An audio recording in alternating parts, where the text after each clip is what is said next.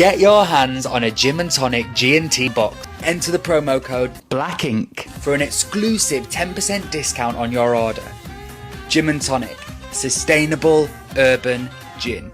Hi Toussaint, thank you for joining us on Black Ink Cinema podcast. It's an absolute pleasure to have you on the show. Thanks for having me. And before we get into your very interesting film choice, we just want to get to know a little bit about you. feel like already that shade being thrown on that. Very interesting. No, it was such an interesting film choice from you, Toussaint. God, we don't get many interesting ones like.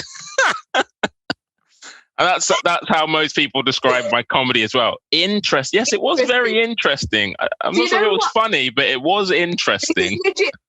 This is legit the first time I've meant interesting within its real context of interesting. Like I had never come across this movie before. I literally was like, I thought I was well versed in the world of film. How did I miss this one? So that's why I say it's interesting. Okay. All right. The other Thank you for clearing that up.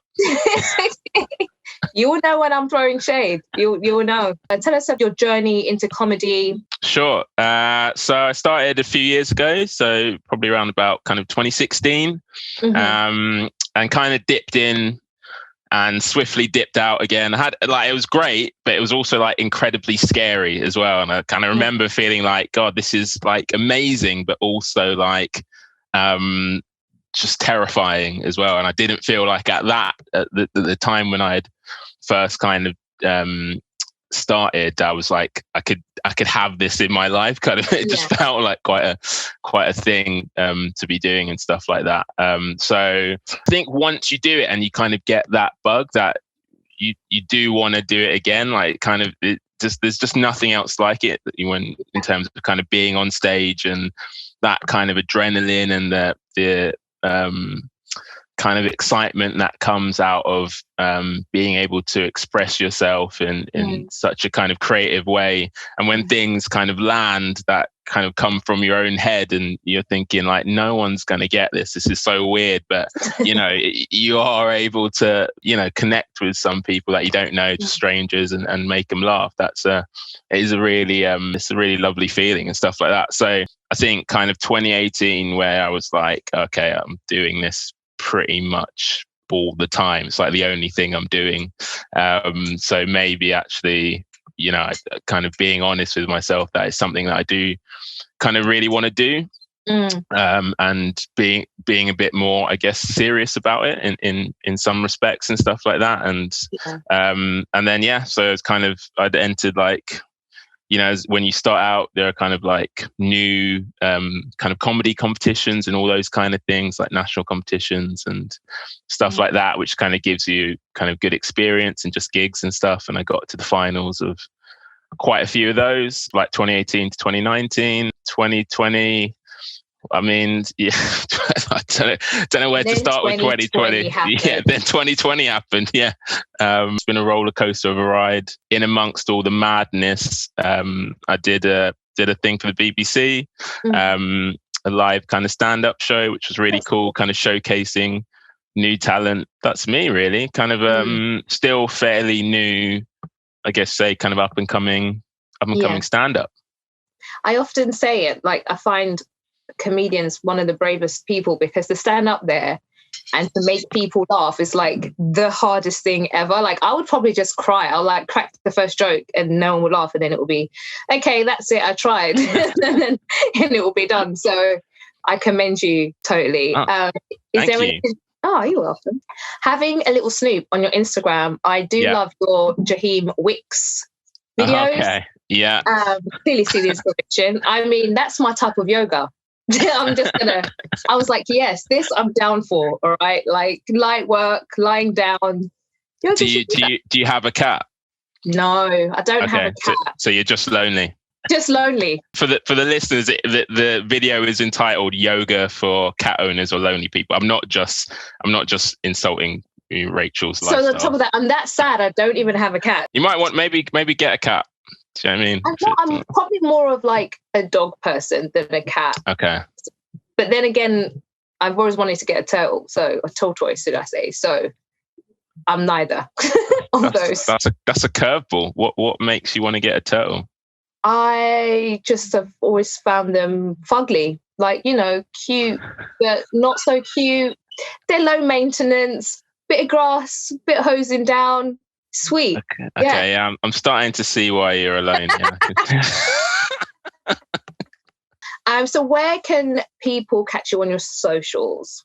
Sure. So I'm active on Twitter. My handle is Toussaint Douglass, because make yourself hard to search. So difficult. Mm-hmm. And then, as you mentioned, on Instagram, I'm new to the gram, fairly new. Just waiting to see if it would catch on. But I joined belatedly in lockdown, and I'm Toussaint_gram. Black Ink Cinema is all about celebrating all things Black cinema. And like I mentioned earlier, you chose a film that I'd legit never heard of in my whole life. And it's a very interesting choice, Brother from Another Planet, starring Joe Morton. Yeah. Tell me why. Came out of kind of, like when Get Out came out, and kind of everything around Get Out. And obviously it was an incredible film. And I think, like a lot of people, what I found so kind of impressive about it and so amazing was its use of like the horror genre to explore kind of race and racism and the Black experience. And I hadn't really, it felt so fresh. Like I hadn't really seen that being done before in terms of that kind of deliberate use of a particular genre, which you wouldn't maybe automatically associate with kind of Black cinema, Black films. Especially in that surviving respect. Throughout the film. 100 exactly, not dying in the first kind of 5 minutes. Exactly. Mm-hmm. Well, I mean, one unfortunate brother does die in the first 5 minutes out, but they kept the theme going there. Yeah, we had to sacrifice one for the good of us all. One for the team. Yeah. Mm-hmm. So I was kind of like, I kind of came out of the cinema having watched Get Out and going like, this was amazing. I wonder if there were just any other films that were kind of quite like that in terms of using particular genres that you wouldn't maybe think of to explore things around kind of, issues around kind of race and racism and the Black experience and all that kind of stuff. So it was just Googling, and this film came up, and I thought, give it a spin. Joe Morton, I associate him with being Papa Pope. I don't know if you ever watched Scandal, and he played Kerry Washington's dad, and he played this like real villainous character ahead of this like covert Black Ops type group that does crazy things. I mean, it seems far-fetched then, but watching what's going on now, not so far-fetched. In reality. And also Miles Dyson in Terminator 2, who's the guy who created Skynet. I knew where I'd seen him because he seemed really familiar, but I couldn't place his face. And it's Terminator 2. The scientist dude. It's a great shout. Were you impressed with his performance? Like, obviously playing a mute alien. Yeah, 100%. I mean, I think to be honest, I think he's like the standout performance of the film. And he's got so much work to do because he's the main person in the film, the main character, the protagonist. He's in it all, pretty much all the way throughout. And as you say, kind of the plot is a very simple one, like almost deceptively so, in that it on the surface is just about a mute alien that lands on Earth. Which feels quite slight as kind of as a premise and stuff like that. And so for him, pretty much all of his, the whole of it, the job he has to do without talking. So you're placing so much on kind of your physicality and kind of non-verbal, that's coming out of your performance and stuff like that. It's in many ways, I feel like the premise is kind of like, I feel like they started with like, what would it be like if Mr. Bean was a blaxploitation film like that? I feel like that was like the starting point. Mr. Bean, you pulled out Mr. Bean. I love Mr. Bean. You know what? Now you're saying that, I get it, because there were some like really ditzy parts. Almost childlike parts in there, and what it reminded me of was Shape of Water, because she was a mute in that, and so it relied on just her performance and everything else around her.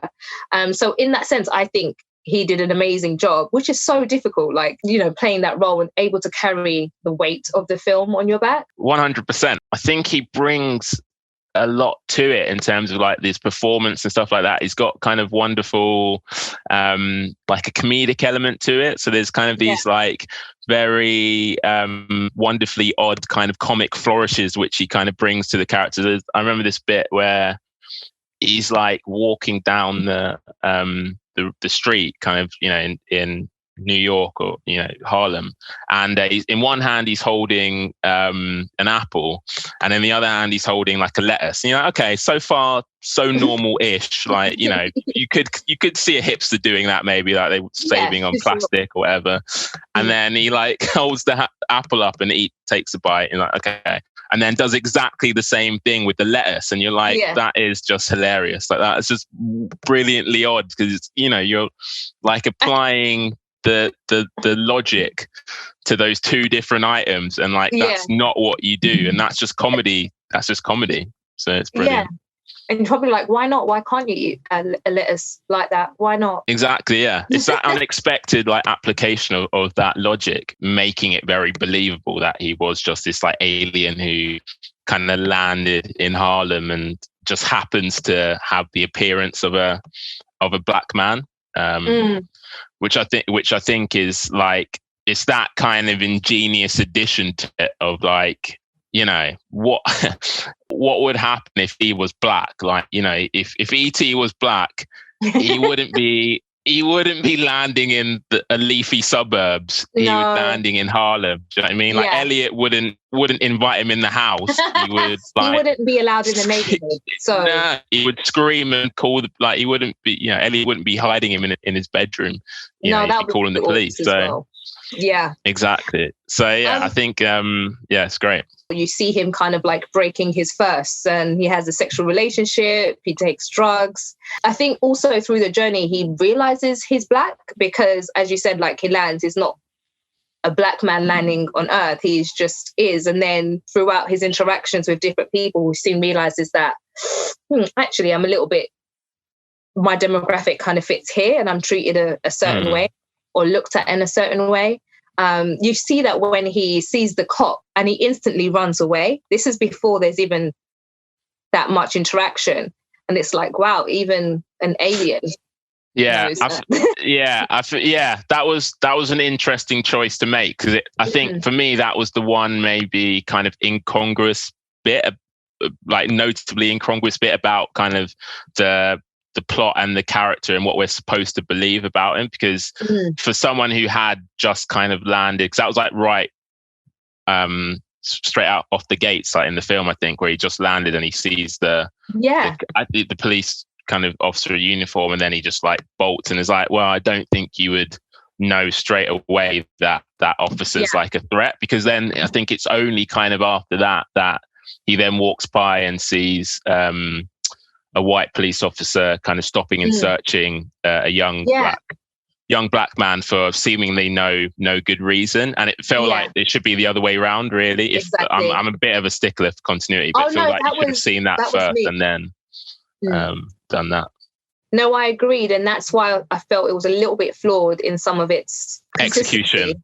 Yeah, because, you know, there's the part when he steals the veg or whatever it is. If that had happened afterwards, then you'd understand why he's now fearful, because he was running away from the police, and now when he sees a police officer, he probably thinks he's going to be in trouble. So that would make sense. But for him to feel like that prior to any of those interactions was quite interesting. And race is pretty heavy throughout the film, written, directed by white director John Sayles, which I found quite interesting.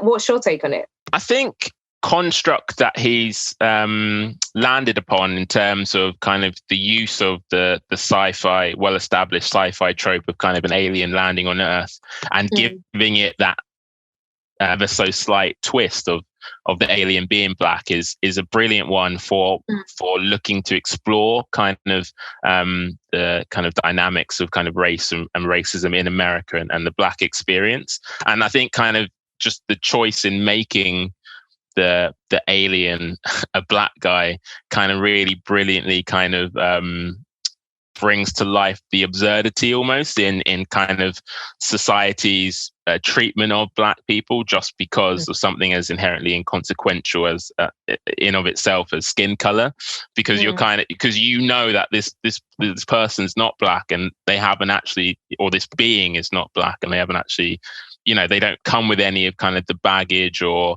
the history or any of that, or kind of been drip fed why things are the way they are. They're literally just landed here and they're being treated a certain way, literally just because of their appearance. And so you can't kind of get away from or escape the absurdity of that and why that is. So I think in that respect, he landed upon a great kind of proposition for a film. I do think at times, I think for me, I love the idea of the film more than the execution. Like I think it is better than it's worth than it's not. Like I think on balance, it's a good film, but it is kind of like a bit ropey and stuff. But hats off to him, because he, you know, the guy wrote it, he filmed it, he directed it, he edited it, he did everything. I think like in a month and stuff. So I'll give it to him. And also, I think a lot of I like how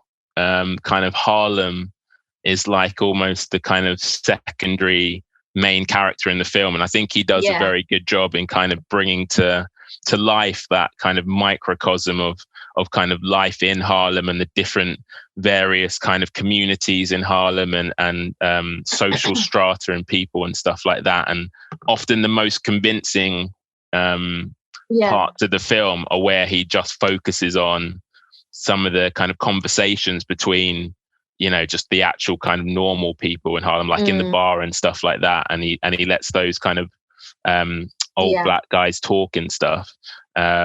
I think that comes off actually quite authentic and realistic. So I think he did a good job there. I think trying to make Harlem everyday, like the everyday Harlem, and because obviously Harlem gets like a really bad, especially at that time, had a bad reputation of being dangerous. And I was reading an article that he was saying even some of his black crew had never been to Harlem prior to filming there. So who had been warned by their own family. Yeah. So I felt like that was quite interesting. So for him to pick that location to tell the immigration story through an alien, you know, it kind of put you in that unique experience of like trying to understand it from, oh my God, if I was just like dumped here, I wouldn't know what to do. I wouldn't know what the rules and regulations are. And you kind of, you see him figuring that out. And it was funny to see the director, John, play one of the men in black, which I found those two characters hilarious. Like their movement was, I couldn't, it was too much.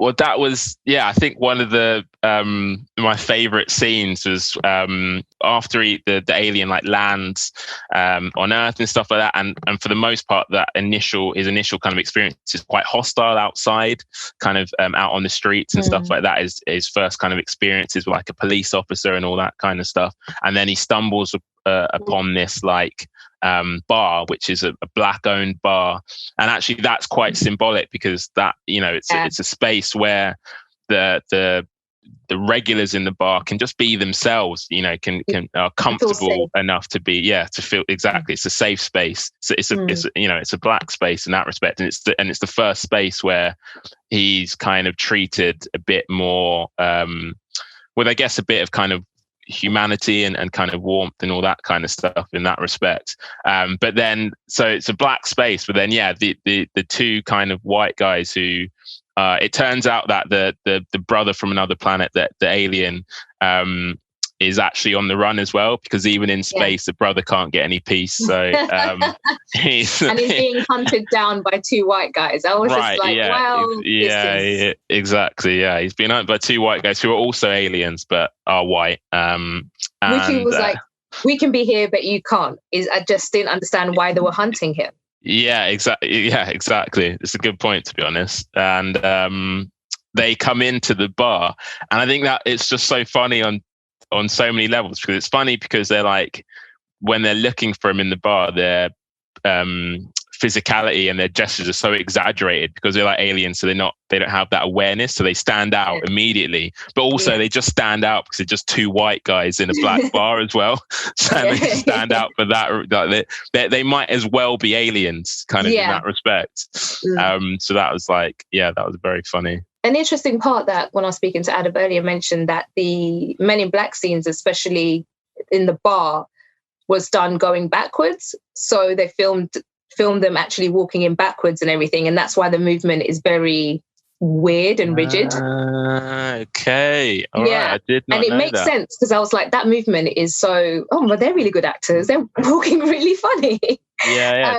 That's a great bit of knowledge. You can tell who went to film school, can't we? Go on. Adam. One of the worst bar fights I've ever seen on telly, or probably just in general fight scenes, was that bar scene when they're fighting, the two guys. Just for a start, as unrealistic that two white guys walking into a bar in Harlem are gonna overpower like 5 black dudes. It was just like, I don't care if you're an alien or you come from Mars or whatever, you're gonna get fucked up. Like, do you know what I mean? Like they're sending you home. I was like, and you could tell the actors were like, the black actors, like, really, we have to pretend like these two guys are gonna like do us in, like how like I'm good but I'm not that good, like how am I meant to pretend that this skinny guy like 5'6", like wedge, big guy. Because one of them was like, the guy who owned the bar looked like he could handle himself. You could tell you could tell when he was going in for it. It was like he was trying to hold back, but he was still like still just take him. So it's quite funny. How did you feel about having a white director write about this experience and obviously use a black lead? Did you think it would have been maybe executed a bit differently if it was written by a black person? Yeah, I mean, undoubtedly, I think, just having films like, now that we have films like Get Out, and obviously kind of Black Panther and those films where it's about the black experience, not only about the black experience, but by black creatives as well, undoubtedly brings a whole kind of wealth and richness to what you're creating and how you're and what choices you make as well in the films.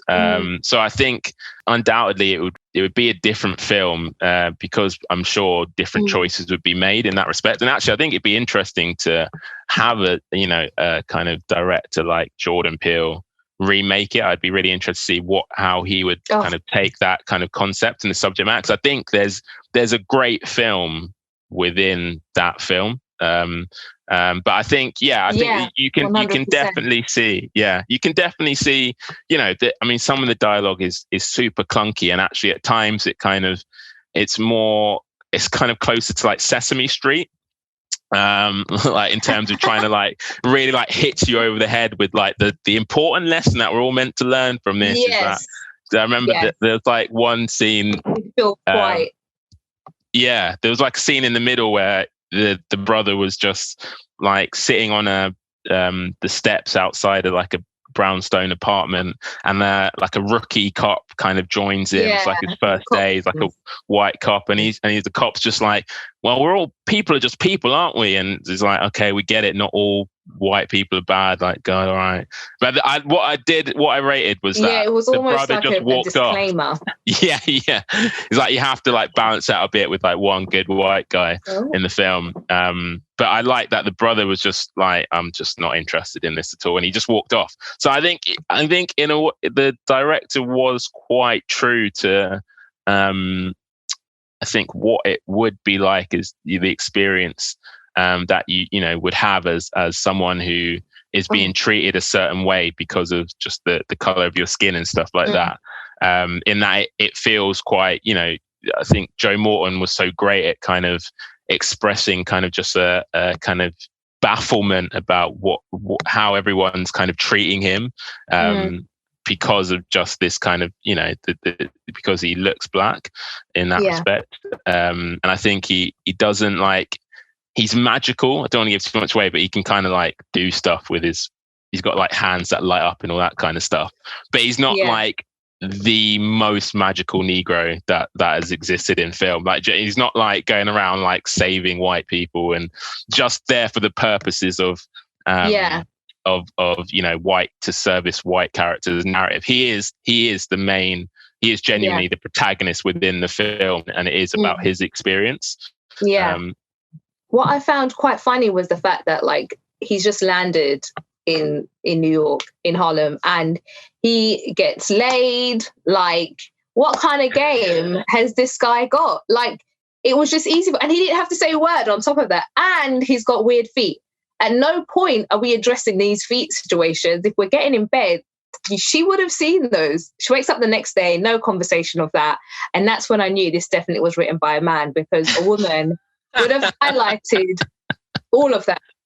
Does it have the same bits? Like, it's like, let's not just jump to conclusions. He's literally an alien.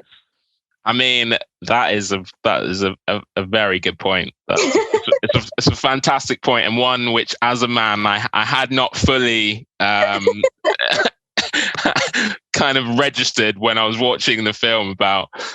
But I mean, it probably is testament to the lack of good men in Harlem in the 80s that she felt like her best prospect was this quite an alien that doesn't speak. An alien that has 3 toes. That just thought, like, fuck it. It's just throwback. I just thought that was very telling for me. But I feel like because he didn't speak, actually, he was more attractive to her, because he just like, she didn't have to like listen to any bullshit. 100. Sometimes guys can talk themselves out of it. Yeah. And he comes across as a good listener because he can't do anything else but listen. Yeah, exactly. One of the things I did like about it as well, or made me laugh, should I say, was like, you know, when he walks past in the basketball court and then the guy's like, shoot, and then he like throws the ball and it shoots and it gets it in. It was like, even a black alien is good at basketball. I was like, you couldn't even you just had to bring in that stereotype of like, even a black alien is good at shooting. Yeah, it's true. It made me think, is Barack Obama an alien? After having rewatched it, I was like, God, maybe Barack Obama's an alien. He was so smooth in that clip. I'm not going to lie to you. Yeah, it was too smooth. I was like, that was so smooth. And the way he just did it with so much swag, I was like, this is why. You're just too much. I can't. And I'm also like, it does make sense that probably only an alien who looked black could become president in that country.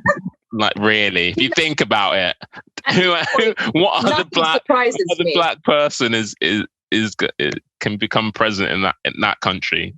Yeah, 100%. I think I might join you with that conspiracy and jump on board with that. I'm putting it out there. I'm going to put a YouTube video on tonight. I'm going to start a new thread. The weird noises that the Men in Black made. Why? Why? I did like weird cat noises that were just... I feel like that, you know, because it can be quite clunky, the film. I think like, it was like, how do we make these very generic kind of looking white guys seem like an alien? And they were like, oh, let's just make them meow like a cat or something. Let's just make them meow. That was a creative choice the director made. I mean, he had a lot to do. He was writing it, he was directing it, he was editing it. Some things probably, you know, you have to give a little bit. One of the scenes that I found quite gross is when he takes his eye out and just plops it in the plant pot and just leaves it there. And no one all day sees there's a whole eye in a plant pot. And then comes back. I was like, that's gross. That was pretty disgusting. I think... the fact that, because the last kind of 20 minutes of the film, the wheels do kind of come off the plot quite significantly, because it turns into like a Miami Vice-esque kind of like he goes on like a stakeout. The brother, he turns into like a detective, and then he like busts like he like busts like a drug ring and like tracks down like this seemingly respectable white businessman who actually, it turns out, is like flooding Harlem with like crack and stuff like that. But then he like, in order to try and make this drug dealer see the errors of his ways, he like hands him his eye. It's like, you must see it from the Black experience. Surely then you'll change your ways. And is it my understanding that he kills that guy? Was that the assumption? Either he kills him or he shows them a really good time by stuffing all those drugs in his face. Yeah, he just took the big bag and he just big bag of cocaine. I thought he might have overdosed him with all of those drugs to kind of stop him. I don't know, distributing. I think that was the idea. But to be honest, it wasn't clear enough. It kind of felt like maybe the guy was just like having his cake and eating it. He was like, I've made all this money and now I'm going to take all these drugs. Although the film was pretty one-dimensional, I did like the way it was filmed. It had that real gritty, grainy. I really felt the essence. I've never been to Harlem, but would like to go. But it's great. It's great. You should go. Yeah, I really felt the essence, and I guess that's testament to the cinematographer Ernest Dickerson, who also did the cinematography for Do the Right Thing and went on to direct Juice. He done an amazing job in kind of collaborating with director John Sayles and executing the essence, I guess, of everyday Harlem and making it look relatable. Like, we have normal people going to work, own businesses, who are just getting on with it. It was very much that. You can tell that obviously he was very familiar with kind of Harlem, and I think how to kind of authentically kind of portray that part of the kind of New York City.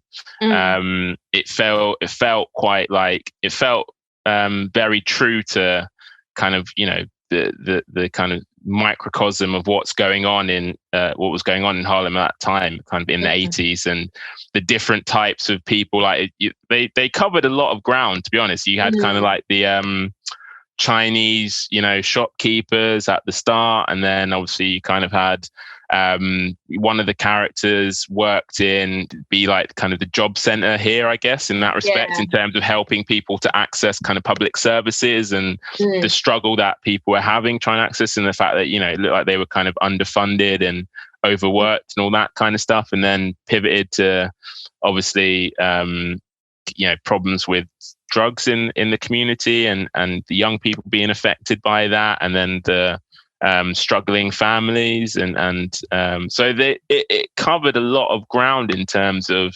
the array of kind of supporting characters and cast, but it didn't feel kind of exploitative or kind of thinly sketched. Like, it all felt quite believable, which I think actually was one of the strongest points of the film, was that actually the kind of the place where the brother was, you know, kind of what he was experiencing felt real. It felt like, actually, you know, he had just landed in Harlem and this is what it was like, and stuff like that, which I think is credit to the cinematographer and also John Sayles for the choices he made in terms of setting it in Harlem and stuff like that, and showcasing Harlem and using Harlem as kind of the microcosm of kind of the Black experience large, in terms of the kind of Black urban experience at that time, the 80s, because 84, so very much a time where there was a lot of kind of, you know, there were a lot of challenges being faced by those particular communities in kind of those socioeconomically kind of deprived areas, in kind of urban inner city lives, and obviously the drug epidemic was pretty kind of rife at that time, and AIDS and all that kind of stuff. I did like how they addressed the drugs. For a clever alien, like, I was questioning it, like, why did he end up taking the drugs? And I guess it was kind of to maybe understand why that kid took the drugs in the first place, and put himself in that shoes before he can kind of judge and say, well, this is bad, or whatever it might be, which I thought was quite insightful for a character. And then he went on this crusade of like stopping whoever is putting these drugs in the community, which I thought was quite honourable. I think he was an intelligent being, but he was coming from a place of kind of almost like no judgments, or, you know, no kind of predispositions or assumptions and stuff like that. So he was literally learning and taking it all in as he was experiencing it, you know, time at the time and stuff like that. It almost kind of reminded me a bit of like how some actors choose to like play Doctor Who, where it's like that kind of dialing up, like they're super, you know, Doctor Who's like super intelligent, but also he can be like kind of super like, oh, what's this? And kind of like excited about things and wants to try things and like inquisitive more, I guess, like in that kind of respect. And like, so like, I feel like the brother was quite he was a very inquisitive character. And in a way, as you say, I think he wanted to kind of see for himself, what is this thing that he had kind of secondary experience of seeing what it was doing to other people. Like, why was it affecting so many people? Like, why was it an issue? I think in that respect. I mean, I don't feel like, I feel like he probably could have just worked out without like shooting himself up with heroin. Like, I'm not quite sure if he. I mean, needed to like. It was like, because he like took all the pills. He's like the kid had like loads of pills. So he like did all the pills, and he like and he didn't even wait like 5 minutes to see if it'd kick in. He's like, okay. Then he straight in with the needle and was like, God, he's really gone for it. Yeah, he did. But he didn't die. Spoilers, so don't worry. He did all of those drugs and he was fine. Yeah, he just had his shoes taken. Yeah. And no one was like, what are those? Like, literally, what are those on his feet?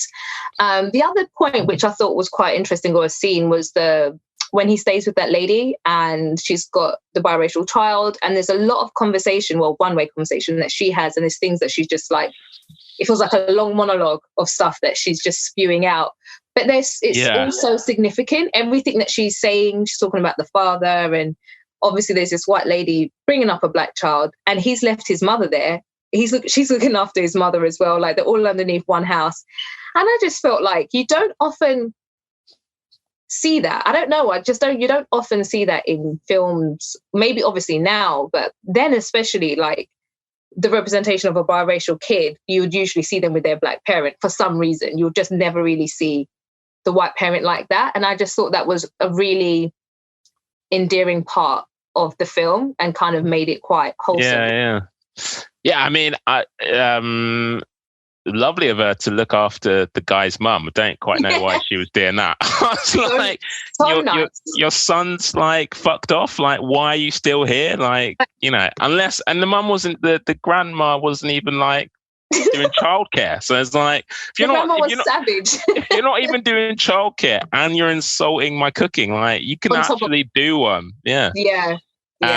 But yeah, lovely white lady. Little bit inappropriate in terms of just having those quite adult conversations about the kid's dad in front of the kid who was like 6. The kid didn't seem to mind, to be fair. The kid was just in front of the TV having a great time. But the kid was mildly mute himself. I don't know if that, it just felt like the kid was an extreme introvert, and maybe that's why him and Joe got on. The brother got on, had a weird, nice connection. So did you think the kid was an introvert? Yeah, 100%. Okay, that's so interesting, because that was literally my childhood. So that's, I guess I must have been an introvert. So if you were to direct someone who hasn't watched Brother from Another Planet to YouTube and watch a clip to entice them, what clip would it be and why? It's a really good question. The bar scene, the bar fight, because that is just, I think there's a lot of comedy in that bar fight. I would probably say the first time he walks into the bar and he has those interactions with the guys and they're trying to suss him out, and there's just this real like barbershop banter between them, which I quite like. Yeah, I think a lot of the humor either comes from the brother's physicality and kind of, you know, his kind of physical comedy, or it comes from, like, mostly comes from the bar guys, the bar regulars. Like, they have some cracking one-liners. I think there was one where the 2 white guys kind of were coming in when we're in the bar, and they were like trying to find him. The brother wasn't there. I think one of them goes like, you know, is like interrogating one of the black regulars and stuff. Is like, like asking him to almost like prove that he was like an American, like, where's your ID? And I think the guy was just came back with like, green card, my black ass, like. And I thought that was that's an absolute bar. It's just like, I'm like, there was a lot of good one-liners in that. You can literally look at my black ass to know that I'm an American. I built this country. I don't need an ID my experience is my ID. And I thought that was a fantastic line. Well, Toussaint, thank you so much for joining me on Black Ink Cinema Podcast. You have been a legend, educating me in a film that I was unaware of. And now it's ingrained in my head. Thanks for that. No worries. Thanks for having me.